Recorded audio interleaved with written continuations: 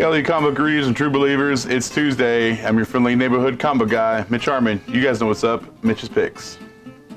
From DC Comics, Ruby, #1, written by Marguerite Bennett, art done by Mirka and Doloff. This is a new 7-part mini-series, I believe, coming out of DC Comics, following the events that happened in the Rooster Teeth show, Ruby. I haven't watched anything beyond season 1, I haven't even finished season 1, but this is kind of giving you more than what the actual show is. I've checked with sources of people who actually have watched all of Ruby. This looks like it does take place a little bit after season 3, but this is diving more into Ruby and Gang's, I guess, family's past, talking more about Ruby's mother, about her family, her desires to be a huntress, all this different types of stuff. This also does seem to have a kind of a standalone story as well. Taking place with the R&D and JR, whatever the new team is, Ruby, after Weiss and everyone else kind of goes off and does their own thing. Gang's missing an arm. I don't know, but this is a new series coming out of the DC Comics. Mirka and Doloff did the art for the Unnatural stuff, so very, very beautiful art. And Marguerite Bennett, she's done a lot of stuff for DC and some independent stuff. So even if you're not a fan of the Ruby stuff, I recommend picking this one up just because it's a fun, very well-drawn book, guys. Check it out.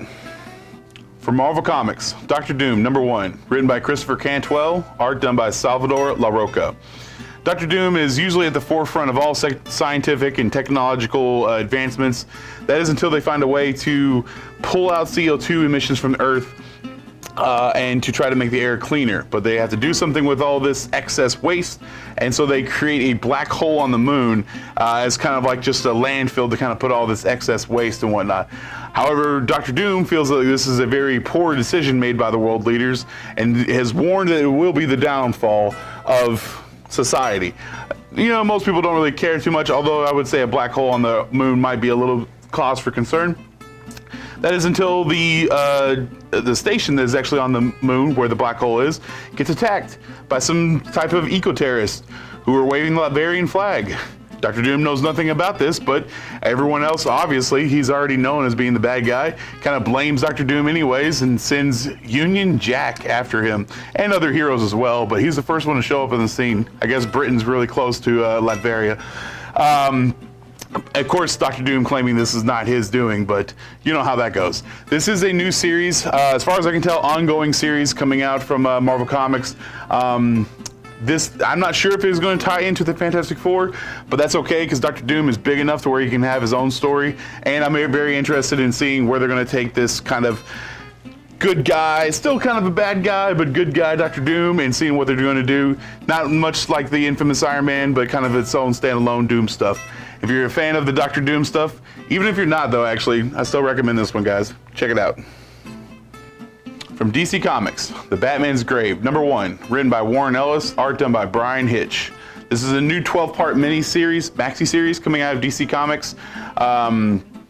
Batman is just kind of doing the Batman thing, going rooftop to rooftop, brooding, driving around, doing all of the crazy things Batman does, until he gets a phone call about, well, it's one of those nights, I guess you could say, and this person's been calling 911 for hours. So Batman decides to kind of skip the middleman, go straight to this apartment that finds a guy with a half-eaten face who's apparently been there for several days, according to the other tenants in this apartment complex. But Batman's already kind of being torn down a little bit, but just by his day-to-day stuff. Alfred's worrying about him, about the fact that he may be running himself so ragged that he will end up in an early grave himself. But as Batman feels the need to enact justice, he kind of pushes all that stuff down and just continues on to the case itself, trying to figure out exactly how this man died, possibly even finding some deeper meaning to all this stuff. Maybe even come to terms with his own morality himself. Who knows? This isn't, like I said, a mini-series. Only going to be 12 issues, written by Warren Ellis, one of the greatest writers, in my opinion, of the modern day comic book writers.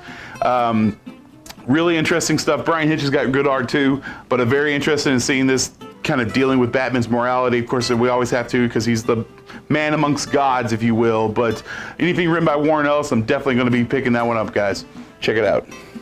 From Image Comics, Spawn 301, written and drawn by Todd McFarlane, with extra art done by Greg Capullo, Clayton Crane, Sean Alexander Jason Sean Alexander, sorry, and many others. This is spitting out of the events of 300. Clown has taken on Spawn, but Spawn has depleted all of his power from his symbiote suit. Thinking that this is going to be the end of Spawn, come to find out that it just transforms him into a much more powerful individual, becoming almost the king of the dead, in this book. Which after he defeats the Clown, creates a vacuum in hell, and now there's multiple demons coming out trying to fill that void created by the death of the Clown, or the missing of Clown, I should say. I don't think he's actually really dead. This does lay the groundwork for future, many years to come in the Spawn universe. Also introduces a couple new storylines. I'm sure they're going to be playing off of this as well. There's some really good art in here. Amazing art, actually. McFarlane, Capullo, Clayton Crane. There's just a plethora of great. Jermona Pena does art in this as well. Also, this is a landmark issue, 301, which there's plenty of books that have gone beyond 300, but this is the first book that is creator-owned that actually hits 301. So this is kind of groundbreaking in a way. Spawn has not only set the record, but will continue to set the record as the series comes out. So you definitely want to get on for this one. Plus, we got all these Virgin covers and whatnot available too. And it's just a great story, even if you're not a fan of the Spawn stuff, guys. It's amazing. Check it out. For Marvel Comics, Powers of X #6, written by Jonathan Hickman, art done by R.B. Silva and Pepe Larraz. This is it. This is the final story or final issue of the House of X, Powers of 10, whatever you want to call it, storyline. There's not much of a conclusion. Basically, because the story is going to be, it was paving the way for all this Dawn of X, X-Men, Marauders, New Mutants, Fallen Angels. All this stuff is basically getting the start in this series, this 12-part, 6 issues of House of X, 6 issues of Powers of 10, Powers of X, whatever have you. But this one is very good. There's a lot of groundwork they're laying out here for many years to come in the X-Men books. Also, if you guys have been following the story, you're not really sure about what Moira's sixth life was. Well, in this issue, specifically this issue, they kind of explain it and tell you exactly what's going on. There's a lot of changes that are happening in the face of the X-Men's story that's evolving in this Hickman's run, and it's gotten me very excited to see what X-Men, which comes out I believe next week, along with the Marauders and so on and so forth, coming the weeks after I should say.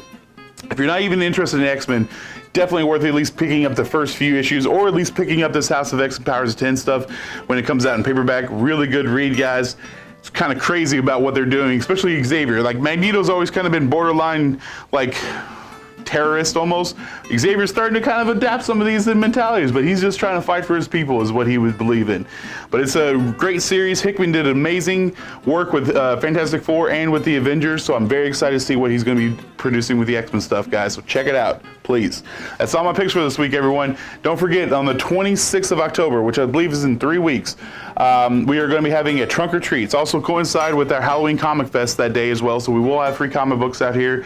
But our trunk or treat, will be having people set up their cars outside, decorating the trunk, giving out free candy, kind of all in this Halloween spirit. We'll be having a costume contest going on that day as well, maybe even some sales, who knows, but it's definitely going to be worth your time, guys. Come by. It's going to be from 7 to 9 specifically, but you can come anytime during the day. We'll have candy be given out to people all day long as well. It's going to be a great time, guys. Check that out. That's all my picks for this week, everyone. Keep reading your comics, true believers. See you guys next week.